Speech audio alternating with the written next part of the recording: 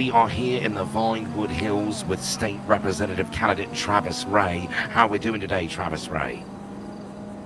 Doing very good. How are you, Nigel? Absolutely fantastic, mate. All right. So we've got you on here today. Why don't you tell us a little bit about yourself, even some of your values you're bringing to the table here? So I've done a little bit of everything, Nigel. I've been acting in Vinewood since I was a teen. Then got into some got into news media. Then became an attorney, and I think we all know the details of that, how that turned out. Oh, yeah. And now through all of that, I've seen a lot of this state that I think needs some cleaning up, and I have ideas how to do it.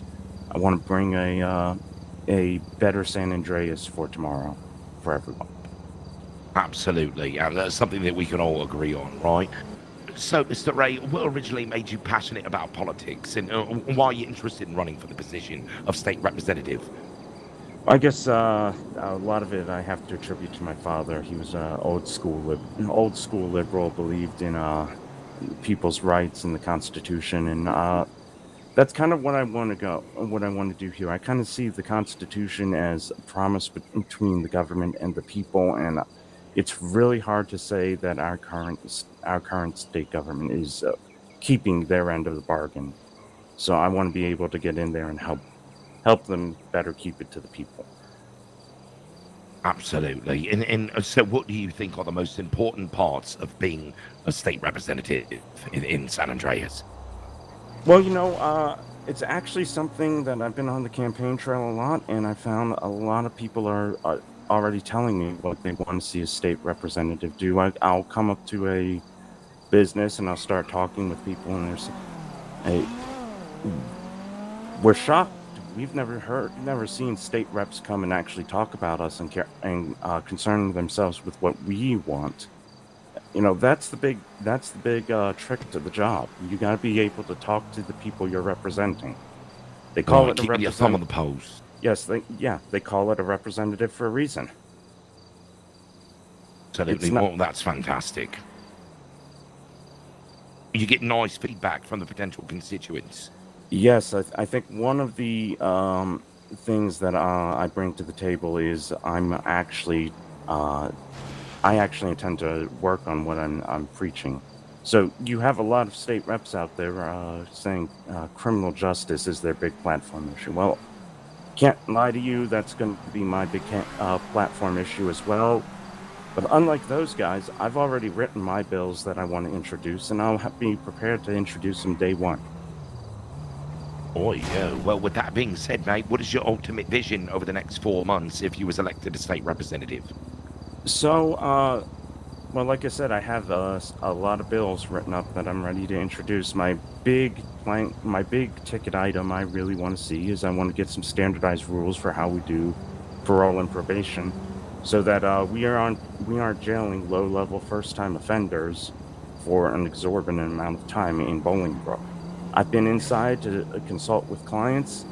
I can tell you it is not a fun place to be, and I knew I was allowed to leave. And I can't imagine rotting in jail. You're gonna rethink your choices and make your life better. Now, if we give them a chance to pay back the society for their crimes, while working on who am I, what am I about, what do I want to do with my life, I can tell you time and time again, when I've seen the opportunity given, it always works. Sure thing. Oh, I know you said you'd had a lot of ideas there, and I know that was one of them there, but why don't you lay out another one of your policies for the people at home that you intend to create, and tell us a little bit about how you would plan on enforcing that. So, some other policies I'd like to see us give more opportunities to small businesses. I think we need to talk about our small business pay supplements that we give to companies so that people can get a decent wage. We need to take a look at increasing that. We've already increased government pay by 3 times. We've increased UBI once. when have we ever increased pay for the working class, the backbone of our economy, if you will? Oh, yeah. Well, there you have it. And how would you Yeah. go about, trying to tackle an issue like that? Well, obviously, we'd have to see the budget, which, is kind of difficult from where I am. I'm not in government, so they don't show. They're very cagey about showing us anything that we actually need to know to get into to make these choices and help talk to our elected officials. So I do think we need a more transparent government. I'm sure you guys in the media, as you know, FOIA process is difficult, arduous, painful. They don't. There are times I'm tempted to FOIA the FOIA process to see what we Oh, can yeah. actually learn.